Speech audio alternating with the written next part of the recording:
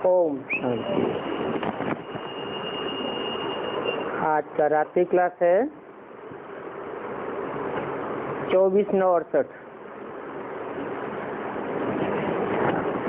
साहबजादे और साहबजादियाँ साहब से मिलने के लिए आते हैं।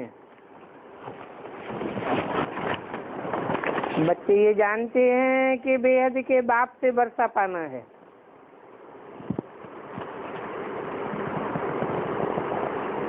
और वर्षा भी पढ़ाई से पाना है।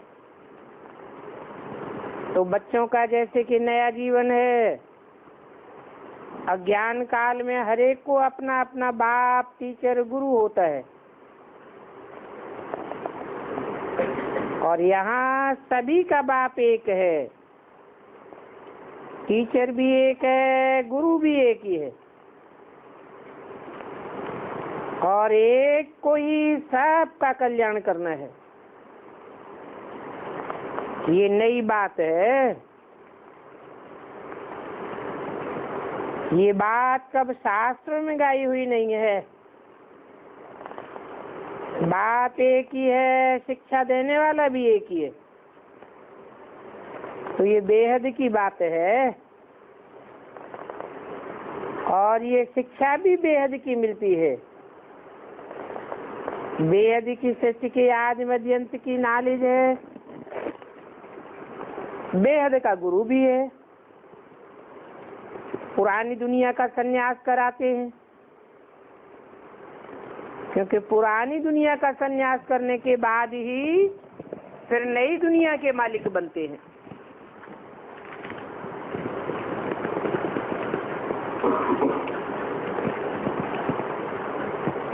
तो मीठे मीठे बच्चे जानते हैं कि अभी हम खुद ही अपनी राजधानी स्थापन कर रहे हैं। बाप ने समझाया है, शास्त्र सभी है भक्ति मार्ग के। बाप बच्चों को सत्य के आदि मध्यंत का राज समझाते हैं। कहते हैं इस तो पुरानी दुनिया को भूल जाना है, इसलिए अभी चलो नई दुनिया में। वो नई दुनिया अपनी है जो फिर अब स्थापन हो रही है, और ये कोई नई बात नहीं है। नई दुनिया सो पुरानी दुनिया होती है, और पुरानी दुनिया सो नई दुनिया बनती है। मनुष्य बेचारे चाहते हैं विश्व में शांति हो, विश्व में शांति का राज्य चाहिए, परंतु ये बात समझते नहीं है। अभी तुम बच्चे समझते हो विश्व में शांति थी, अभी अशांति है। शांति के युग में शांति होती है। ये बात बच्चों को समझाना होता है। बाप ने आबू की महिमा बहुत बताई है। ये सबसे बड़ा तीर्थ है। आबू जैसा ऊंचे से ऊंचे, बड़े से बड़ा तीर्थ और कोई हो नहीं सकता। तो भी सभी धर्मों का तीर्थ ये आबू है, क्योंकि सभी धर्मों की आत्माएं इस आबू तीर्थ में बुद्धि का ठिकाना पाती हैं। तुम बच्चे सारे विश्व में शांति स्थापन करते हो। बाप भी यहाँ ही है। वो बाप सभी की दिल लेने वाला बाप है। मुक्ति, जीवन मुक्ति भी चाहते हैं। उनका नाम ही है दिल लेने वाला। यादगार में दिल वाला मंदिर भी है। वो है जड़ मंदिर है, और ये है चैतन्य। तो अभी बाप आकर के प्रैक्टिकल में सभी की दिलों की आस पूरी करते हैं। तो ये आबू का स्थान का कितना बड़ा तीर्थ स्थान है। इस आबू की महिमा जोर से उठावेंगे तो बहुत नाम वाला होगा। लक्ष्मी नारायण की राजधानी विश्व में शांति थी और सतयुग का यादगार दिल वाला मंदिर में भी बहुत अच्छा सत्य में स्वर्ग बना हुआ है। तो ये एक स्वर्ग का मॉडल है, क्योंकि स्वर्ग तो बड़ा नहीं बन सकता, जो पास हो गया है वो मॉडल रूप में दिखाया गया है। तो बताओ कि विश्व में शांति यहाँ थी, ये बहुत अच्छी चीज है। जो भी टूरिस्ट आते हैं वो इन बातों को अच्छी रीति समझेंगे। भारत का प्राचीन राजयोग यहाँ क्लियर दिखाया गया है। ये चैतन्य है, वो जड़ है। तो ये वंडर है जहाँ बाप ने आकर के सर्व की सदगति की है। कहाँ कहाँ आकर के की है? दिलवाड़ा में। बेहद का बाप सदगति देने के लिए कोई तकलीफ नहीं देते हैं। बच्चों को कहते हैं देखो देवताएं पवित्र थे तो तुम भी पावन बनो, दैवी गुण धारण करो। मनुष्य आशीर्वाद देते हैं आयुष्मान भव, पुत्रवान भव। तो बाप भी तुमको लंबी आयु की आशीष देते हैं और कहते हैं कि तुमको इस राजयोग बल से 21 जन्मों के लिए आशीर्वाद मिल जाती है। हद की बाप से तो 1 जन्म का मिलेगा। ये बेहद का बाप है तो सारे विश्व की बात सही देते हैं। समझानी बहुत सहज है। बाकी जन्म जन्मांतर के पाप कटने में टाइम लग जाता है। नॉलेज तो समझने में बहुत सहज है। 84 के चक्र की नॉलेज है, बाकी याद की यात्रा में टाइम लगता है। कहते हैं अपन को आत्मा समझ बाप को याद करो, पवित्र भी बनना है। इस पवित्रता की बात पर बहुत ध्यान देना है। बाप बच्चों को समझाते हैं तो वो बातें बड़े ध्यान से सुननी चाहिए। यहाँ शास्त्र कोई भी नहीं है और न कोई साधु संत महात्मा समझाने वाला है।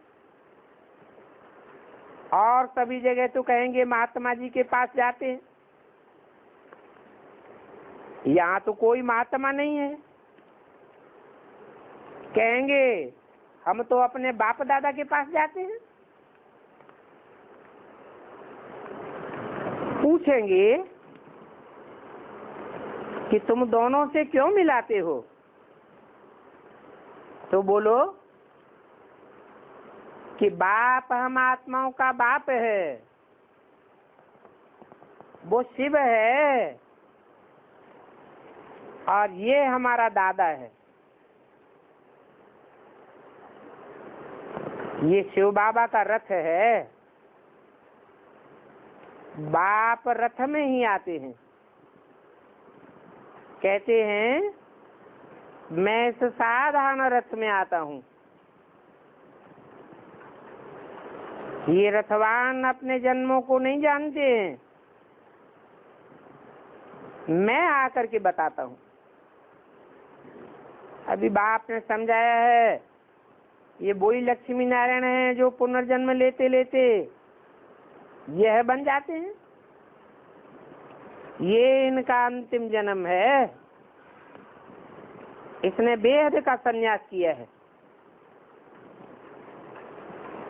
तो जब संन्यास करते हैं तो भक्ति मार्ग में भी नाम बदल दिया जाता है।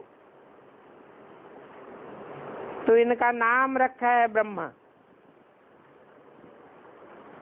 तुम सभी को भी पहले नाम दिया था। तो ये बात बच्चों को समझानी पड़ती है। विष्णु और ब्रह्मा का क्या कनेक्शन है? कहते हैं ब्रह्मा सो विष्णु, विष्णु सो ब्रह्मा। एक ही जन्म में ब्रह्मा तो एक ही जन्म में विष्णु कैसे बनते हैं? फिर विष्णु 84 जन्म लेते लेते आकर के ब्रह्मा बनते हैं।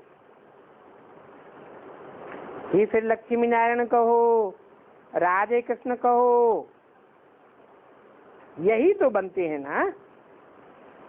तो ये नई बात हो गई और ये बात है शास्त्रों में भी नहीं है। बल गाते हैं हे कृष्ण नारायण वासुदेव, परंतु समझते नहीं है।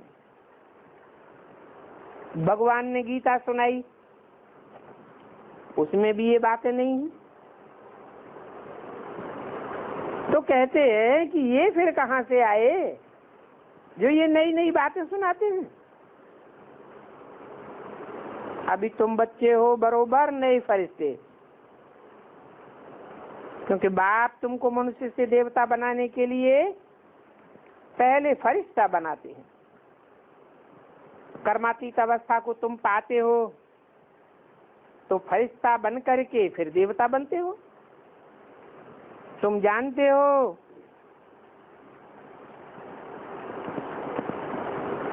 कि हम ही पाते हैं तो फरिश्ता बन करके फिर देवता बनते हैं। तुम जानते हो कि सतयुग का देवी देवता बनने के लिए हम यहाँ आते हैं। वहाँ नई दुनिया में तो अपरम अपार सुख है और यहाँ इस दुनिया में अपरम अपार दुख है। 24 और सच्ची वाणी का दूसरा पेज। हम जब कीड़े थे तो हमको पता ही नहीं था, क्योंकि गंध के कीड़े गंध में पड़े हुए थे। अभी बाप ने निकाला है, बताया है कि तुम गंध में पड़े थे, विषय सागर में गोते खा रहे थे। तुमको उस विषय सागर में गोते खाने में ही मजा आता था, निकलते ही नहीं थे। आधा कल्प 63 जन्म विषय सागर में तुम्हारा निवास हुआ है। वैश्यालय में रहे तो शिवालय में जाने के लिए इच्छा ही नहीं होती थी, छोड़ते ही नहीं। बाप कहते हैं अभी सिर्फ ये अंतिम जन्म पवित्र बनो, क्योंकि फिर बाद में तो ये वैश्यालय रहेगा ही नहीं। तो बच्चों को समझाते हैं कि अभी ऐसा पवित्र देवता बनो। दिल वाला मंदिर में लक्ष्मी नारायण की राजधानी का यादगार भी है।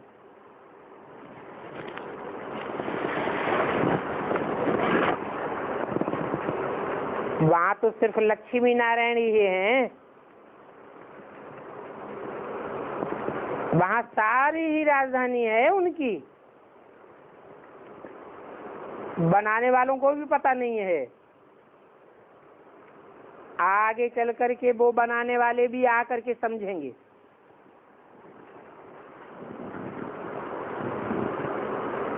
कहेंगे हूबहू ये एक्यूरेट यादगार है। नीचे तपस्या में आदिदेव भी बैठे हुए हैं। कमाल है इन भक्ति मार्ग वालों की, जो ऐसा फर्स्ट क्लास यादगार बनाया हुआ है। छत में यादगार स्वर्ग की बनाई है।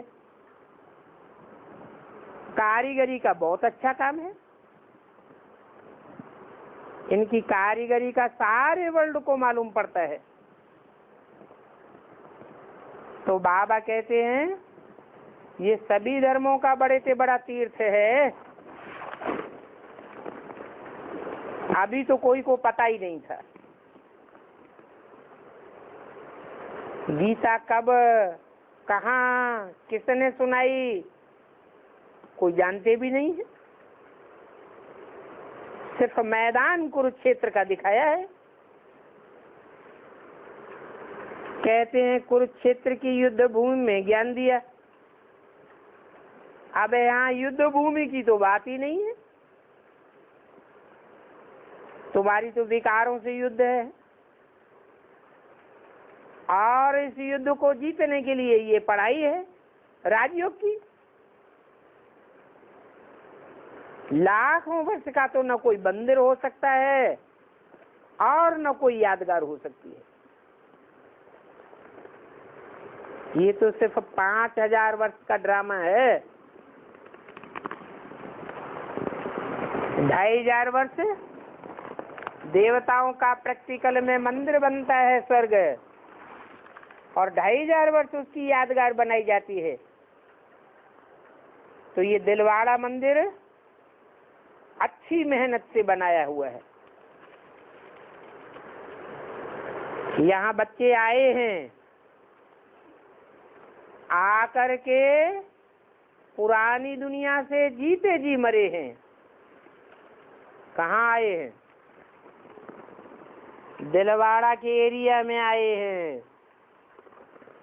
पुरानी दुनिया से जीते जी मरे हैं। और वही बाप है जो टीचर बनकर के इन बातों को समझाते हैं, फिर सुप्रीम गुरु बनकर के साथ में ले जाते हैं। ये समझना भी है और समझाना भी है। क्या कि वो बाप कैसे टीचर बनते हैं और बाद में कैसे सुप्रीम बन करके साथ में ले जाते हैं। सुप्रीम गुरु है ना, जगत गुरु कहा जाता है। याद की यात्रा से कर्मातीत अवस्था को पाने का पुरुषार्थ करना है। वो बहुत स्वीटेस्ट बाप है, और कोई कड़ी दवाई भी नहीं देते हैं। बहुत मीठी मीठी दवाइयां हैं। फिर भी देखो बहुत बच्चों को माया का वार हो जाता है।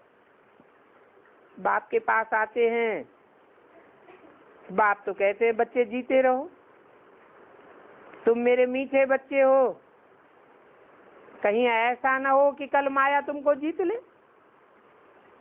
अपनी जांच करते रहना है। क्या हम गुलाब के फूल बने हैं? हमारे में कोई विकारों की बदबूएं तो नहीं है? हम खुशबूदार बने हैं, औरों को भी खुशबूदार बनाने का रास्ता बताते हैं। खुद बने होंगे तो दूसरों को भी बनावेंगे, खुद भी विचारी बनेंगे तो औरों को भी विचारी बना देंगे। बेहद के बाप से बेहद की अब विचारी दुनिया का वर्षा हर 5000 वर्ष के बाद मिलता है। बाप आकर के नरकवासियों को स्वर्गवासी बनाते हैं। ऐसे नहीं है कि ब्रह्मा के तन में आकर के ज्ञान सुना करके चले जाते हैं, फिर तुम नरकवासी स्वर्गवासी बनते रहते हो। नहीं, मैं खुद आकर के ये काम करता हूँ, और हर 5000 वर्ष बाद एक्यूरेट अच्छी रीति आता हूँ। अभी तुम बच्चों के सभी दुख दूर होने वाले हैं। अपार दुख हैं, यूं कहो कि दुखों के पहाड़ गिरने वाले हैं। बाप आते हैं 21 जन्मों के लिए सुखधाम का मालिक बनाने, तो बच्चों को श्रीमत पर चलना चाहिए। अभी बाप कहते हैं दैवी गुण धारण करो, मेरे को याद करते करते तुम्हारे पाप कट जाएंगे। शिव बाबा को याद करो तो जन्म जन्मांतर की तुम्हारी पाप कटे। जैसे को याद करेंगे वैसे ही बनेंगे। शिव बाबा तो सदैव निष्पाप है, तो तुम याद करेंगे तो तुम भी निष्पाप बनेंगे। बाकी इस जन्म का आगे चल करके देखा जाएगा क्या प्राप्ति होती है। बाप युक्ति बहुत अच्छी बतलाते रहते हैं। अच्छा, मीठे मीठे बच्चों को रूहानी बाप दादा का याद प्यार, गुड नाइट और नमस्ते। एक दूसरा छोटा सा रात्रि क्लास है 25/9/68 का। अभी बाप ने बच्चों का नाम रखा है साहबजादे और साहबजादियां। सच्चा साहब बाप को कहा जाता है। बच्चे भी समझते हैं बाप के सन्मुख आए हुए हैं, और ये कोई नई बात भी नहीं समझते हैं। बच्चे कहते हैं बाबा हम कल आपके पास आते हैं और सुख का वर्षा लेते हैं। पुरानी दुनिया में तो अपरम अपार दुख है, नई दुनिया में अपरम अपार सुख है। तो इन अपरम अपार सुख और दुखों का ड्रामा बना हुआ है, जो ड्रामा बाप ने ही समझाया है। बाप कहते हैं कि वर्षा लेना है बहुत सहज, सिर्फ इसके लिए पवित्र बनो और पवित्र बन करके पुरुषार्थ करो। 84 का चक्र समझ गए। जानते हो हम सभी आत्माएं हैं। हमारा बाप परम पिता परमात्मा है। बाबा को ही बुलाया है कि बाबा हमको आकर के पावन बना करके ले चलो।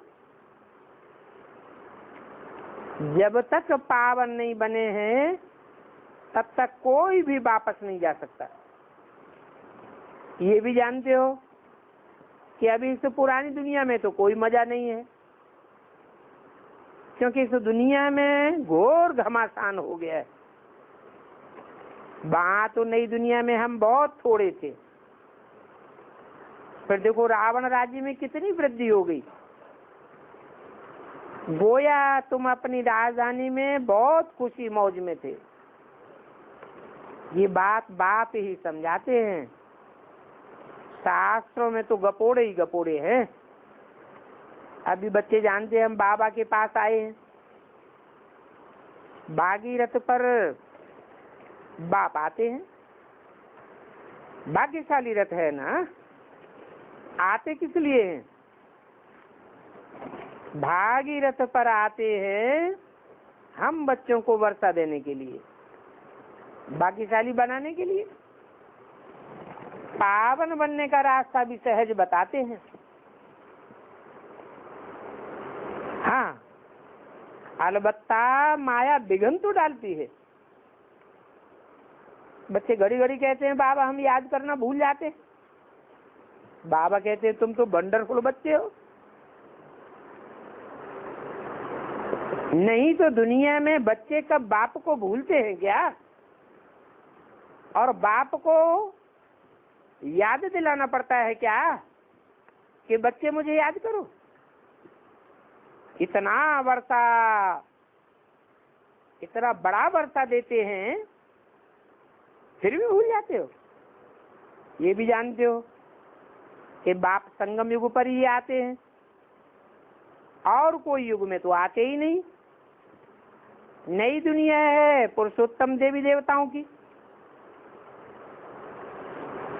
तो यहाँ ये बेहद का संन्यास है। वैराग आता है हम ये पुरानी दुनिया, पुराना कपड़ा छोड़ करके जावे, क्योंकि हम नई दुनिया में बड़े सुखी थे, बहुत धनवान थे। है तो कल की बात, लाखों वर्ष पुरानी कोई बात भी नहीं है। कल हम भारतवासी स्वर्ग में थे, वहाँ हमारा राज्य था, अभी हम नरक में पड़े हैं। रावण का राज्य है, रावण के राज्य में हम फंस मरे हैं। 25 नवंबर की वाणी का 3रा पेज। फंस मरे हैं तो पुकारते हैं बाबा आओ, आकर के हमको पावन दुनिया में ले चलो। ये तो बच्चे समझते हैं कि कोई शरीरों को नहीं ले चलना है। ये 5 तमो प्रधान तत्वों का बना हुआ शरीर तो इसी दुनिया में खलास हो जाएगा। तुमको तो नया शरीर मिलेगा, आत्मा भी पवित्र बनेगी। तो परमपिता परमात्मा बाप पावन बनने की युक्ति बतलाते हैं। हूबहू जैसे कल पहले सिखाया था वैसे ही सिखाते हैं। कहते हैं तुम्हारी आत्मा भी पावन बन जाएगी और 5 तत्व भी पावन बनेंगे। जब तक 5 तत्वों को सतो प्रधान नहीं बनाया है तो नहीं कह सकते कि सारी दुनिया पावन बने। कल्प कल्प ये बातें सिखलाते हैं। इसको कहा जाता है गुप्त योग बल की सेना। हथियार आदि की तो बात ही नहीं। ये भी बताते हैं कि बाहुबल से कभी कोई ने विश्व पर विजय नहीं पाई है। टीचर से योग लगाने से यहाँ तुम्हारी कमाई होती है। ये तुम्हारा योग बल है। तुम जानते हो हम बाबा के साथ योग लगाते हैं, इसमें हमारी अथाह कमाई हो जाती है। और बाप खुद आकर के ये सच्ची कमाई कराते हैं। इसमें झूठ आदि बोलने की तो बात ही नहीं है। बाप कहते हैं तुम्हारा खाता पापों से भर गया था, लाखों करोड़ों जमा था, अभी सभी खलास कर लो। अभी फिर योग बल से जमा करना है। बात बड़ी गुप्त है, इसमें मुझना नहीं है कि बाबा का रूप क्या है। अरे तुम आत्मा का रूप क्या है? तुम आत्मा भी बिंदी हो, बाबा भी बिंदी है। जैसे आत्मा है वैसे बाप भी है। तो तुम आत्मा बाप को पुकारती हो। आत्मा जानती है कि लौकिक बाप से तो अल्पकाल का सुख मिलता है, पारलौकिक बाप से बेहद का वर्षा मिलता है, क्योंकि वो बेहद का बाप है ना। तो तुम्हारी बुद्धि का सारा योग बाप और वर्षे में लगा हुआ है। इसको कहा जाता है मन मना भक्त। बाप बच्चों को आकर के और क्या सिखावेंगे? लौकिक से अल्पकाल का सुख मिलता है, उसे कहते हैं क्षणभंगुर सुख। और ये है बेहद के बाप का बेहद का सुख। कहते हैं मेरे को याद करो तो ये बेहद का वर्षा तुम्हारा हो जाएगा। है बिल्कुल साधारण बात। लौकिक बाप भी ऐसे ही कहते हैं, परंतु लौकिक बाप से हद का वर्षा मिलता है। इसमें बच्चों को अंदर में बहुत खुशी होनी चाहिए। गफलत करेंगे तो फिर दर्जा भी कम हो जाएगा। बाबा कहते हैं अपन को देखो, हम वहां नई दुनिया में चलने लायक अच्छे फूल बने हैं, लायक बने हैं। इसके लिए फिर भक्ति मार्ग में नारद का मिसाल भी देते हैं। उनको शीशा दिखाया कि तुम अपनी शिकल तो देखो, लक्ष्मी को वरने लायक बने हो। यहाँ भी बच्चे आते हैं, बाबा कहते हैं लक्ष्मी को वर सकते हो। देखो हमारे में 5 विकार तो नहीं है, अगर हैं तो लक्ष्मी को कैसे वर सकते? लक्ष्मी विकारी है या निर्विकारी? लक्ष्मी तो निर्विकारी है। इन भूतों को भगाओ, इन्होंने ही तुमको हैरान किया है। ये बहुत पुराने भूत हैं जो तुमको तंग करते हैं, और इन भूतों को भगाने वाला भूतनाथ बाप भी एक ही है।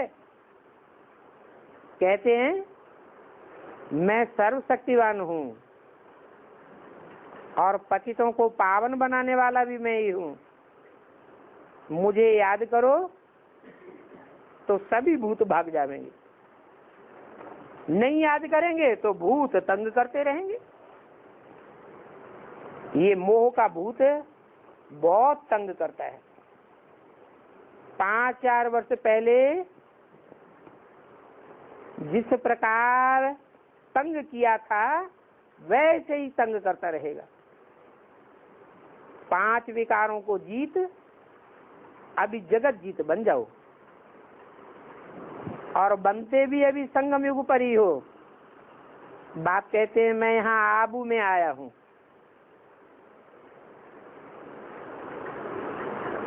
मुझे ही विश्व की सदगति करनी है।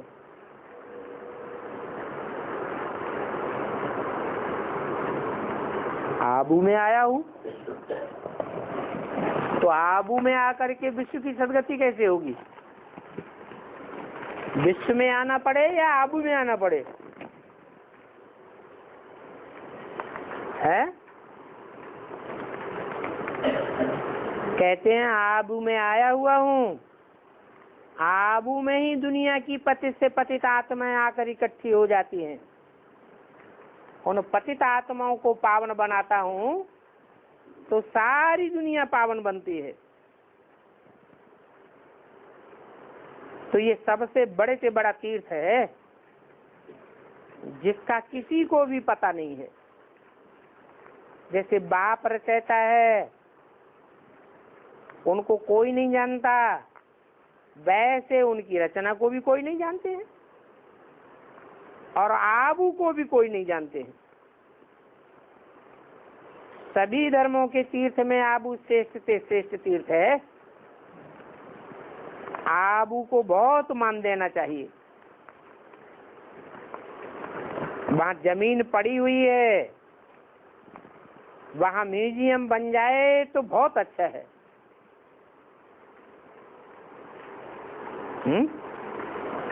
बन गया कि नहीं बन गया है? बनेगा, बन नहीं गया। हाँ, वो जड़ म्यूजियम तो सन 69 में बना, बाबा के सामने ही बनना शुरू हो गया था। बन भी गया, लेकिन जड़ की तो बात ही नहीं है। ऐसे तो जड़ दिलवाड़ा मंदिर भी खड़ा हुआ है। बाबा तो कहते हैं कि चैतन्य दिलवाड़ा मंदिर चाहिए, चैतन्य म्यूजियम चाहिए। तो जमीन पड़ी हुई है, जितना पैसा मांगेंगे उतना पैसा दे करके तुम बच्चे जमीन खरीद सकते हैं। नंबर 1 आबू का म्यूजियम बना दो। बाप तो बैठा है ना, तुम पैसे की चिंता क्यों करते हो? बाबा लिखेंगे, सब जगह से पहले ये लिखो कि सर्वशास्त्र में शिरोमणि गीता है। जैसे गीता सर्वशास्त्र में शिरोमणि है, वैसे सब तीर्थों में महान तीर्थ आबू तीर्थ है। तो उसकी महिमा बहुत बढ़ जाएगी। महिमा बढ़ेगी तो आबू की कास्ट भी बहुत बढ़ जाएगी। महान तीर्थ है, वहाँ सर्व की सदगति करने वाला बाप रहता है। अभी स्थापना हो रही है। आज देव बैठा है, बच्चे कोठरियों में बैठे हैं। उन बच्चों में घोड़े सवार भी हैं, महारथी भी हैं। ऊपर स्वर्ग में निशानी दिखाई हुई है। पूरी एक्यूरेट यादगार है, तो बच्चों को जमीन का प्रबंध करना पड़े।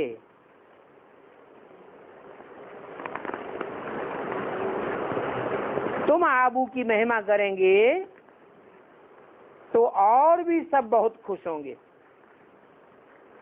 बाबा ने नाम बहुत अच्छा रखा है। क्या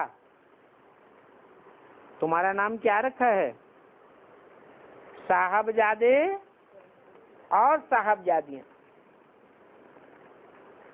ऐसे साहबजादे साहबजादियों को देख करके बाबा बहुत खुश होते हैं।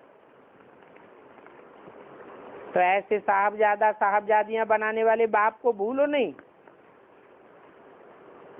बाप तुमको काल पर जीत पहनाते हैं। काल पर जीत पहनाना माना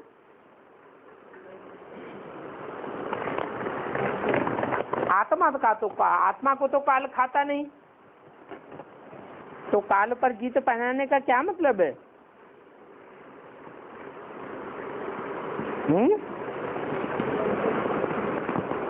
काल अचानक खाता है या टाइम देकर आता है? हैं?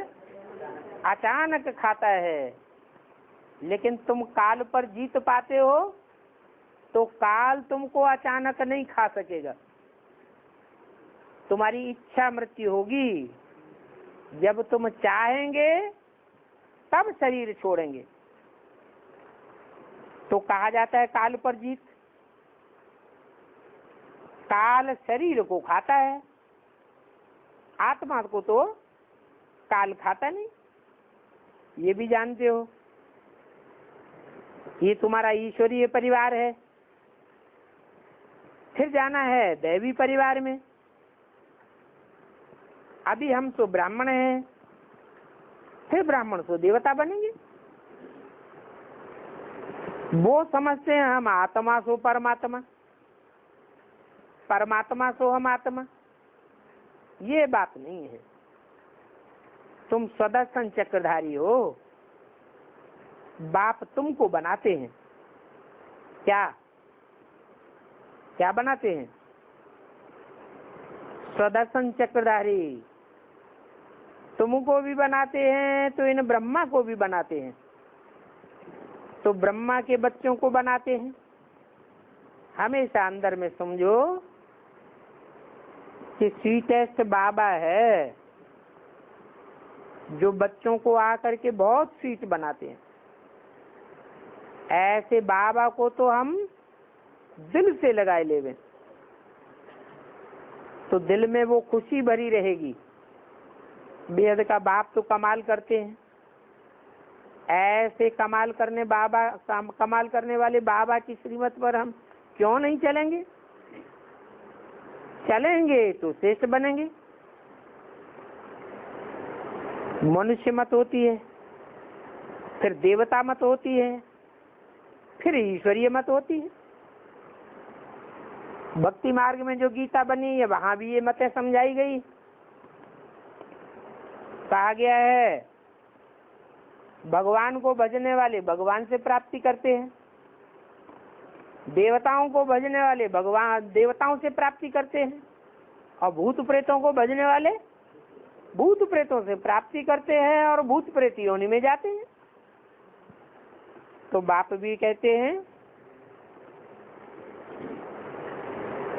कि एक है देवता मत, एक है ईश्वरीय मत, और एक है मनुष्य मत। मनुष्य मत को कहेंगे भूत मत। अभी तुम मनुष्य मत से निकलकर आ गए हो, ईश्वरीय मत पर आए हो। फिर ईश्वरीय मत से जावेंगे देवता मत में। अच्छा, बच्चों को रूहानी बाप दादा का याद कर। गुड नाइट और नमस्ते। ओम शांति।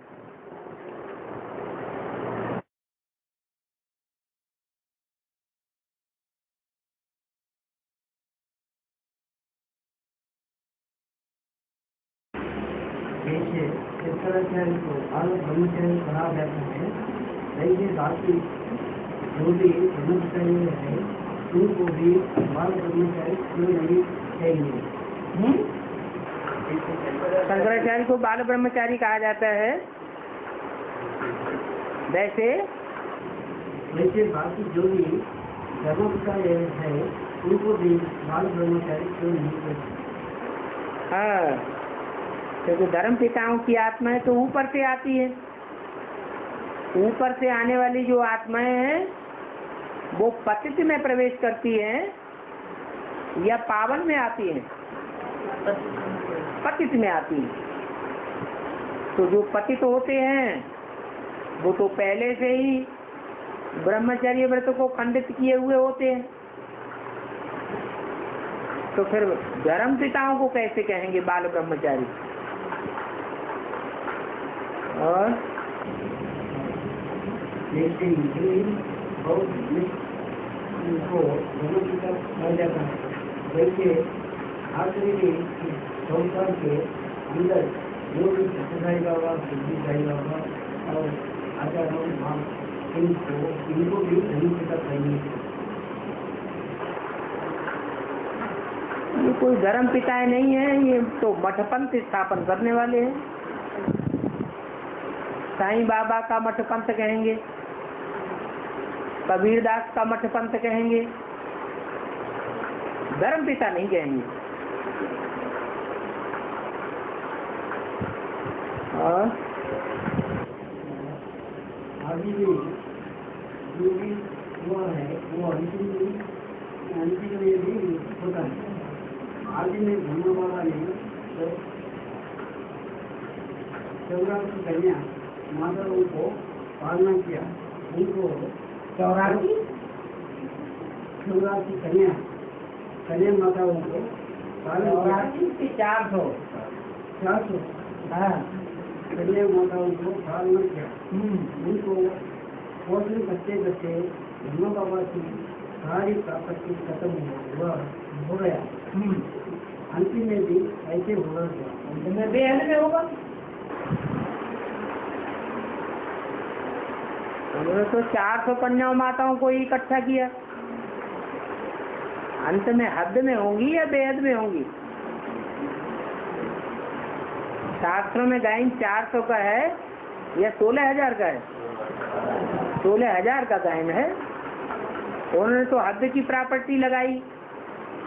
और बेहद का बाप कौन सी प्रॉपर्टी लगाते हैं? हैं? बेहद के ज्ञान रत्नों की प्रॉपर्टी लगाते हैं। और वो सारी प्रॉपर्टी इतनी लगा देते हैं कि अंत में जाकर के सिर्फ बिंदु बचता है। अंत में ज्ञान रह जाएगा? कोई ज्ञान नहीं रहेगा, ज्ञान सारा लोप हो जाएगा। तो सारी प्रॉपर्टी जैसे कि लगा देते हैं बच्चों की परवरिश में, और बच्चे संपन्न स्थिति प्राप्त कर लेते हैं। निराकारी, निर्विकारी, निरहंकारी। हाँ। और शंकर जी मनसा का सिर भी धारण कर रहे हैं। और उनका शंकर जी मनसा का सिर भी धारण कर रहे हैं। क्या धारण कर रहे हैं? प्योरिटी। मनसा प्योरिटी धारण कर रहे हैं। मनसा का हाँ प्योरिटी धारण कर रहे हैं। हाँ। और एक मुरली में बोले हैं प्रजापिता संगम में ज्यादा तमो प्रधान बनता है। हाँ? ज्यादा सतो प्रधान भी बनता है। हाँ? मन बुद्धि पशुओं भी बगैर तमो प्रधान कैसा बनता है? मन बुद्धि जब तमो प्रधान बनती है तो चंचल बन जाती है, और जब सतो प्रधान बनती है तो मन बुद्धि एकाग्र हो जाती है। एकाग्र तब होती है जब एक व्यापी का ज्ञान होता है। निश्चयात्मक ज्ञान होगा तो बुद्धि निश्चयात्मक रूप से एकाग्र हो जाएगी। प्रजापिता और शंकर को एक नहीं कहेंगे। प्रजापिता है, शास्त्रों में दिखाया हुआ है कि ब्रह्मा के पांव के अंगूठे से प्रजापिता का जन्म हुआ। वो तामसी स्टेज है, पांव को कलयुगी तामस गुण का दिखाया जाता है। तो प्रजापिता है तमो प्रधान, 500 करोड़ की सृष्टि का पिता। और शंकर तो है फरिश्ता, फरिश्ता अर्थात जिसका देहधारियों से कोई रिश्ता नहीं है। प्रजापिता का तो रिश्ता है, 500 करोड़ के साथ रिश्ता है। तो पतित कौन हुआ और पावन किसे कहेंगे? प्रजापिता को कहेंगे पतित और शंकर को कहेंगे पावन। और शंकर कोई एक का नाम नहीं है, शंकर अर्थात मिक्स पार्ट। कृष्ण वाली आत्मा भी है, राम वाली आत्मा भी है, शिव की आत्मा भी है। तीनों ही आत्माएं सम्मिलित रूप से एक पर्सनालिटी के द्वारा पार्ट बजाती हैं। और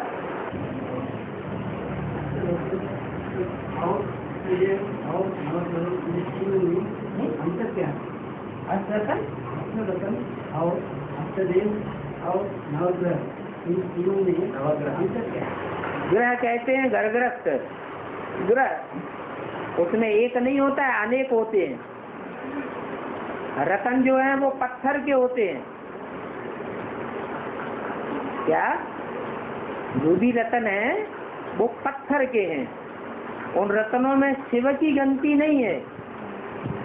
शिव पत्थर बुद्धि नहीं बनता है।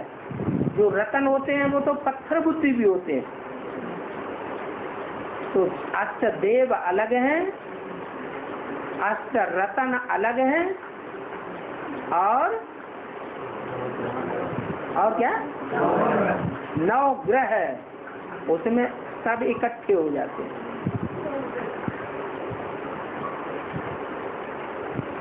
पत्थर बुद्धि वो है जो 9 नारायण तो बनते हैं, लेकिन अष्ट देव नहीं बनते हैं। 9 नारायण कम कलाओं वाले होंगे एक दूसरे के मुकाबले, कि सब 16 कला संपूर्ण होंगे, एक दूसरे से कम कलाओं वाले होंगे। क्योंकि उनमें पहला और दूसरा ये है जो 16 कला संपूर्ण बनता है। उसमें भी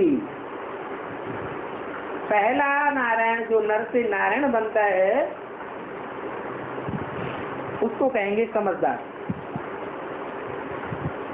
सत्युग का जो पहला नारायण बनने वाला आत्मा है उसको तो बुद्धू कहेंगे।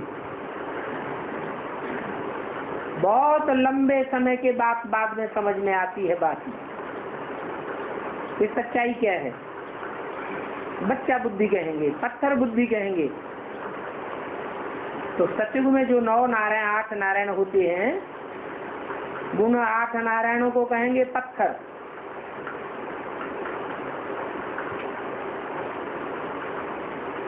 देवता नहीं कहेंगे। देवता उनको कहा जाता है जो पूरे 84 जन्म लेने वाले होते हैं, 16 कला संपूर्ण होते हैं। दूसरा नारायण होगा, चौथाई कला कम होगी। तीसरा नारायण होगा, आधी कला कम हो जाएगी। वो तो संपन्न बनते ही नहीं हैं। क्यों नहीं बनते हैं? क्योंकि कुछ न कुछ बुद्धि में पत्थरपना बना ही रहता है। हाँ, उन सब के संस्कार मिलकर के जब देव अष्ट देवों से मिलकर एक हो जाते हैं तो कहेंगे नवग्रह। वो नवग्रह कोई मान्यता उत्तर भारत में भी है और दक्षिण भारत में भी है। दक्षिण भारत में अष्ट देवों के मंदिर भी बनाए जाते हैं, पूजा भी होती है। उत्तर भारत में मंदिर नहीं बनाए जाते हैं। वहाँ पूजा तो होती है नवग्रह के रूप में,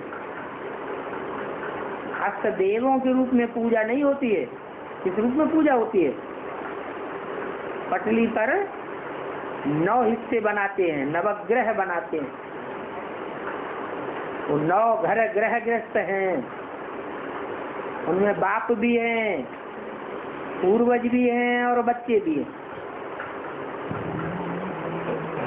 पूरा परिवार दिखाया गया है, इसलिए उनको नवग्रह कहा जाता है।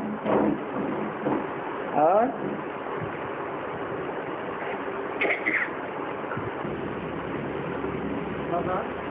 अभिमन्यु का पाठ करने वाले आत्मा राम वाले आत्मा की लौकिक संबंध हो सकता है क्या?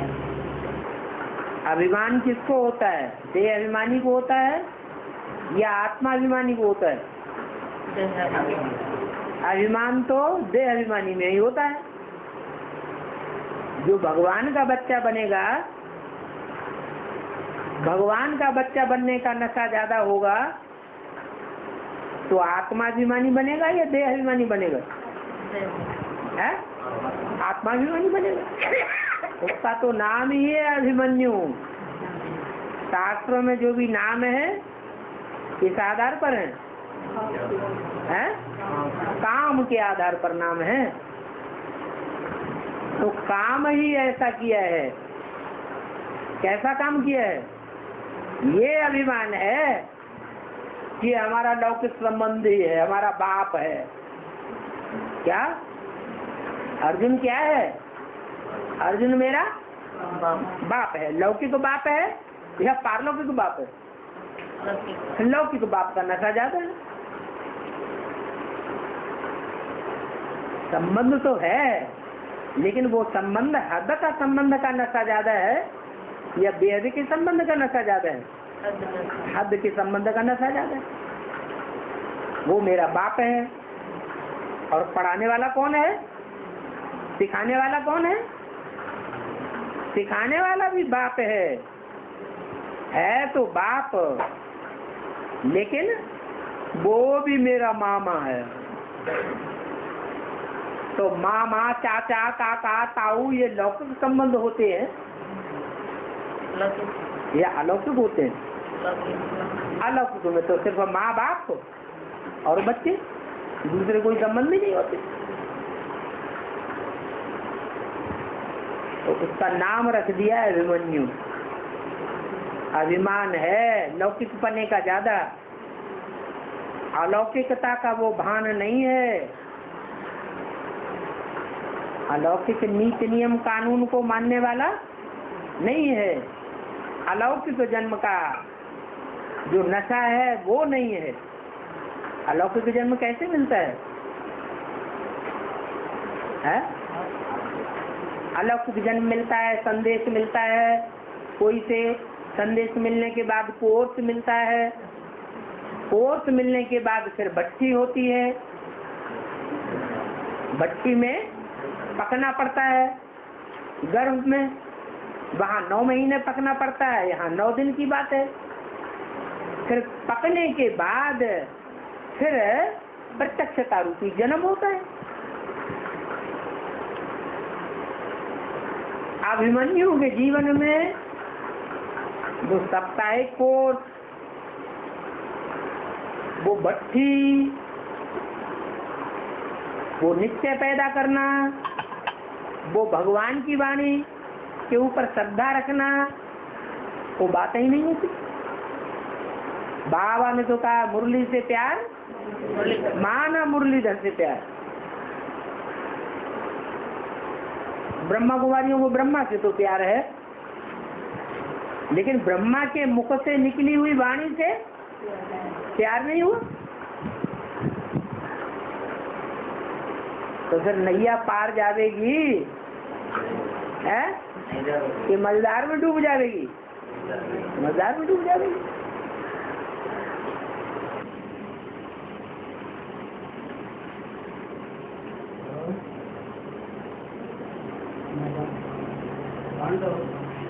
हमारे में जाकर कल मरे पास में कहाना है। पांडव पहाड़ों पे जाके कल मरे। हाँ मरे है। अच्छा पास में कहाना है। बाप ठिकाना है। बाप ठिकाना। अष्टदेव वापस आना है। पाठ में जाना होते हैं। हाँ बाप ठिकाना। हाँ मतलब पांडव अष्टदेव में से निकले नहीं क्या? हैं? हाँ कैसे निकलेंगे? 5 जो पांडव हैं वो 5 प्रकार की जनरेशन है। उनमें अव्वल नंबर जनरेशन है युधिष्ठिर, जो आदि से लेकर अंत तक युद्ध में स्थिर रहे। वो जीते जी स्वर्ग में जाते हैं। तो अष्टदेव जो हैं वो युधिष्ठिर की लिस्ट के हैं या और पांडवों की लिस्ट के हैं जो पहले ही गल मरे, स्वर्ग में जा ही नहीं सके? कौन सी लिस्ट में है? अरे अष्टदेव जो हैं वो सूर्यवंशियों की लिस्ट है। सूर्यवंशियों की लिस्ट वो है जो आदि से लेकर अंत तक युद्ध में स्थिर रहते हैं, जीते जी स्वर्ग में जाते हैं। वो युधिष्ठिर की कैटेगरी है, फर्स्ट पांडव। उसके बाद दूसरी कैटेगरी है भीम की,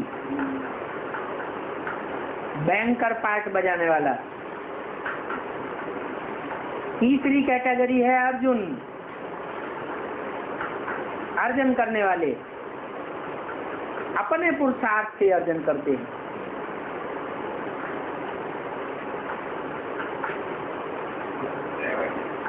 और 2 नकुल और सहदेव, वो दूसरी माता से उत्पन्न है, उनकी माता ही अलग। तो माता का नाम है माद्री, मंद बुद्धि रही। जैसे कुंती तीव्र बुद्धि थी, ऐसे तीव्र बुद्धि नहीं थी।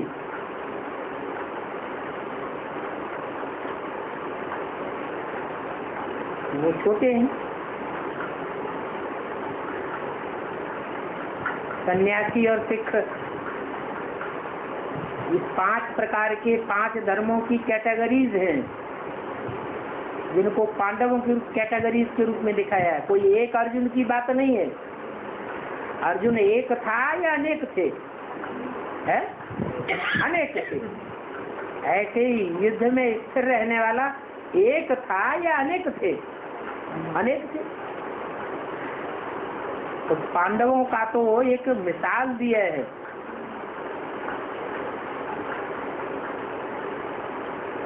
और